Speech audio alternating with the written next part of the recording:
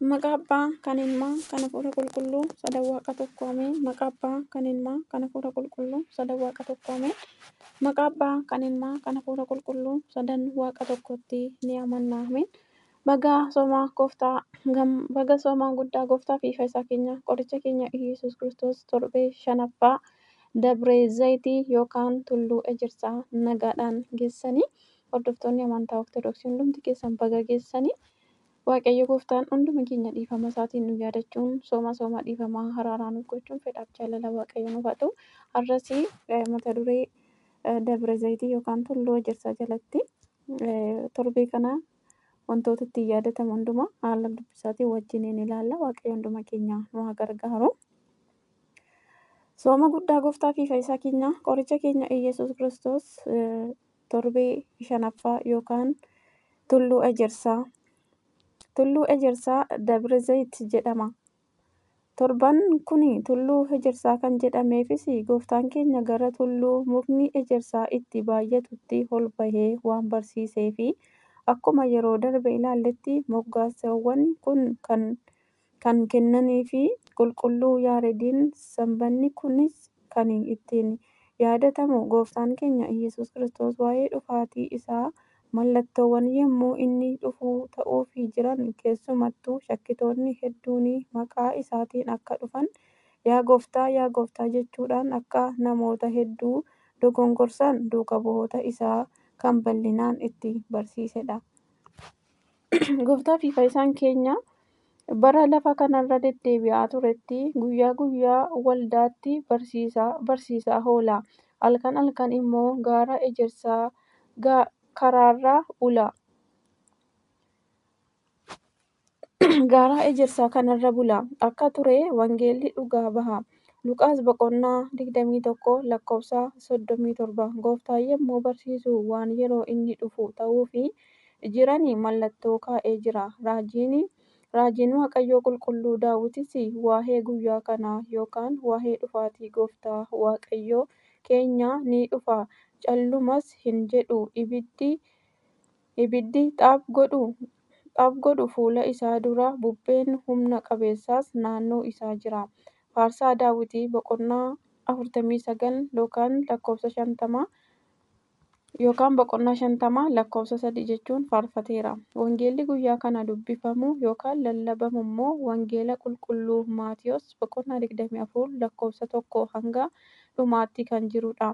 Akkuma wangeela irratti barreeffamettis duuka bu'oonni gooftaan keenya Iyyasuus Kiristoos mana qulqullummaa keessaa bahee otoo adeemaa jiruu mana Raasubaabal ijaarsisee ture isatti agarsiisuudhaafis dhufan. Inni garuu deebisee kana hundumaa hin argitu miti dhuguman isin jedha iddoo kanatti dhagaan tokko illee wal irratti hin hafu hin diigama malee isaaniin jedhe. Kana erga isaanitti himee booda Iyyasuus Kiristoos tulluu ejersaa gubbaa taa'ee osoo jiruu duuka bu'oonni isaa gara isaa dhufanii kophaatti nutti himi kun yoom ta'a? Mallattoon dhufa keetii kan dhuma barichaas maal jedhanii gaafatanii. Innis wanta ta'uuf jiru haala armaan gadiitti tokko tokkoon itti hime. Tokko homtuu akka isin hin dogongorsineef eeggadhaa. Baay'eenis ani Masiidha jechaa maqaa kootiin ni dhufu. Namoota baay'ees hin dogongorsu. Maatiyos boqonnaa 24 lakkoofsa 4 hanga 5. 2. Waraanaa fi oduu waraanaa ni dhageessu. Akka hin naane ilaalladhaa. Kan asiin kun ta'uu dirqama garuu dhuma isaa miti. Maatiyos boqonnaa 24 lakkoofsa 6. 3. Sabni saba irratti mootummaanis mootummaa irratti ni ka'a. Maatiyos boqonnaa 24 lakkoofsa 7. 4. Beellis sochii lafaas iddoo adda addaatti ni ta'a. Wanti kun hundinuu garuu jalqaba ciniinsuuti. Maatiyos boqonnaa 24 lakkoofsa 8. Yommus rakkinatti dabarsanii isin hin kennu. Isin ni ajjeesu. Anaafis jettanii saba hundumaa biratti kan jibbamtan ni taatu. Maatiyos boqonnaa 24 lakkoofsa 9. 6. Yeroo sanatti namoonni baay'een ni gufatu. Walii isaaniis dabarsanii wal kennu. Wal ni jibbu. Raajonni sobduun baay'een ni ka'u. namoota baay'ees hin wallaalchisu. Maatewos 24 lakkoofsa 10-11. 7. Seera malee jiraachuun waan baay'atuu fi jaalalli namoota baay'ee qabbanaa'aa ni adeema. Namni hamaa dhumatti jabaatee dhaabbatu garuu hin fayya. 8. Saba hundumaatti akka dhugaa bahuu fi wangeelli mootummaa kun guutummaa biyya lafaatti ni lallabama.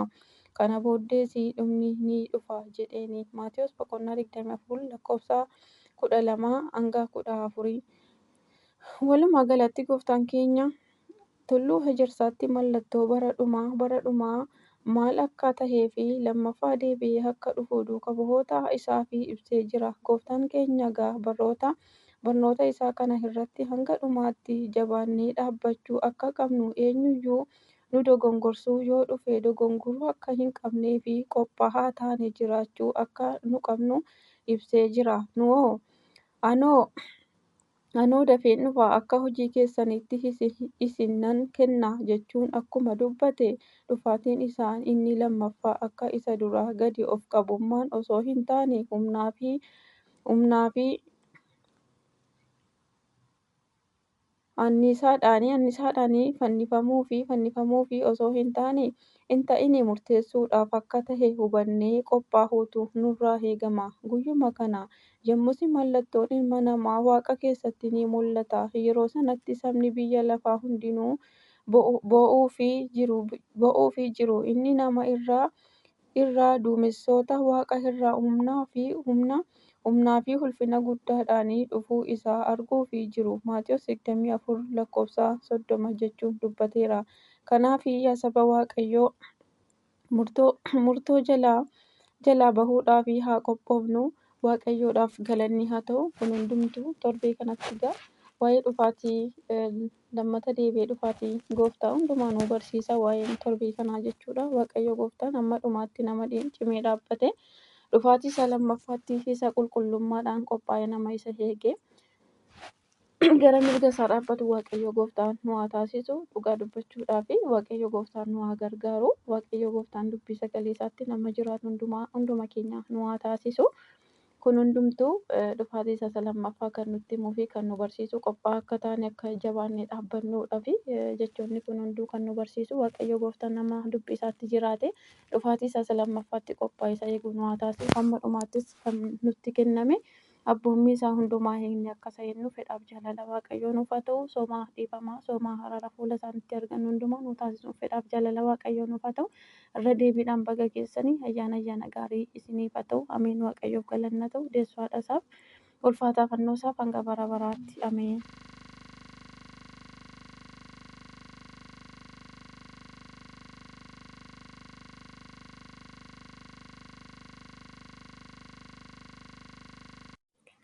Maqaa Abbaa kan Ilmaa kan Hafuura Qulqulluu sadan Waaqa tokko Ameen. Maqaa Abbaa kan Ilmaa kan Hafuura Qulqulluu sadan Waaqa tokko Ameen. Maqaa Abbaa kan Ilmaa kan Hafuura Qulqulluu sadan Waaqa tokkotti ni amanna. Ameen. Baga soomaa guddaa gooftaa fi fayyisaa keenya qoricha keenya Iyyasuus Kiristoos torbee 5ffaa Dabree Zayitii yookaan Tulluu Ejersaa nagaadhaan geessanii hordoftoonni amantaa Ortodoksii hundumti keessan baga geessanii. Waaqayyo gooftaan hunduma keenya dhiifama isaatiin nu yaadachuun sooma dhiifamaa haraaraa nuuf gochuun fedhaaf jaalala Waaqayyo nuuf haa ta'u. Har'as mata duree Dabre Zayitii yookaan Tulluu Ejersaa jalatti torbee kana wantoota ittiin yaadatamu hundumaa haala dubbisaatiin wajjiniin ilaalla. Waaqayyo hunduma keenya nu haa gargaaru. Sooma guddaa gooftaa fi fayyisaa keenya qoricha keenya Iyyasuus Kiristoos torbee 5